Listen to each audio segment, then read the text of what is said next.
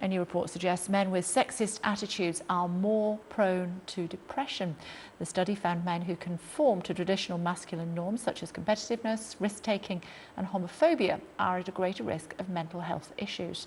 Among the traits most likely to put a man at risk were self-reliance. The pursuit of playboy behaviour was the second trait identified as a risk factor, and a desire to seek power over women was the third. Dr. Wong, who carried out the research, said sexism is not merely a social injustice, but may also have a detrimental effect on the mental health of those who embrace such attitudes. Jo Hemmings is a behavioural psychologist with me now. So I need to feel sorry for men who don't know how to handle women. Is that what we're saying?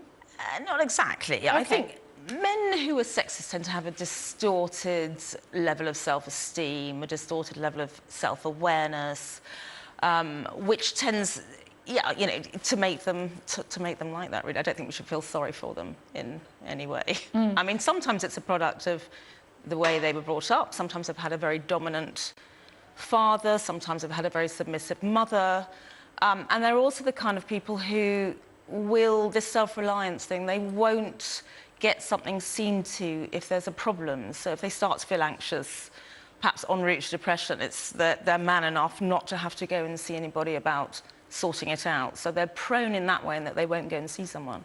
So as women, we need to dig deeper when men are sexist? Well, I don't like the way you put that.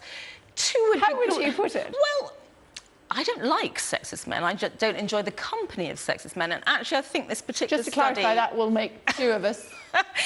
I think this study is a bit muddled in some way. I don't think they're talking so much about sexism as they're talking about men who are playboys for a start, which is promiscuous behaviour, basically, or men who want power over women. And some playboys adore women. I mean, they're not necessarily sexist. So I think they've got a lot of traits going on side by side that aren't necessarily, they don't quite stack up. But they don't necessarily see women as their equal. They don't necessarily, but a lot of men don't either. But they don't, but it's that sexism equaling depression. I think it's powerful. Men who think they're invincible or think they're powerful, and sexism as secondary effect, are the ones who may be prone to depression because they won't accept there's ever an issue wrong with them. There's nothing particularly to do with the female race. It's more to do with the way they feel inside about themselves. OK, so what do we do because we're speaking as women, what do we do as women to try to combat or to help with that? To help with men's sexism or their resulting depression? Both. Both. Okay, it's only a small subject for us to deal with. It is, I was going to say, how long have we got?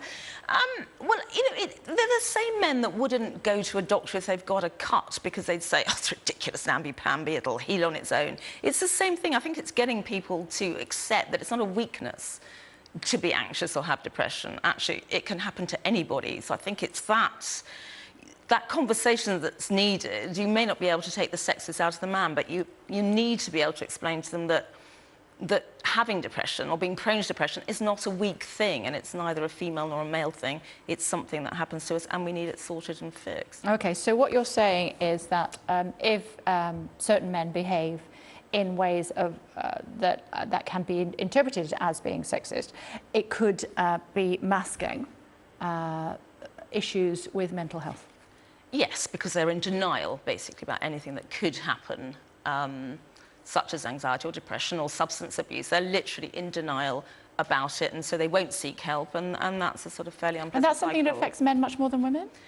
Well, according to this study, it does, but perhaps we don't think of women as being sexist. We don't think of women necessarily, or studies haven't been done on particularly powerful or women who think they're particularly powerful. It tends to be men that these studies are done on because we recognise it as being more obvious, I suppose. But I think it probably would equally apply to women if only someone would do the same sort of study on those kinds And of the reasons for this are many?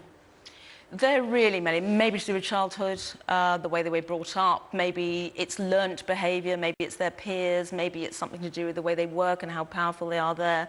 Maybe it's something to do with women who've treated them badly in the past. Maybe they're just innately cavemen and Neanderthal and think they're better than others. I mean, it's multifaceted. It's very difficult to say sexism makes people prone to depression, but certainly that sense of denial. What's your expert view of the report?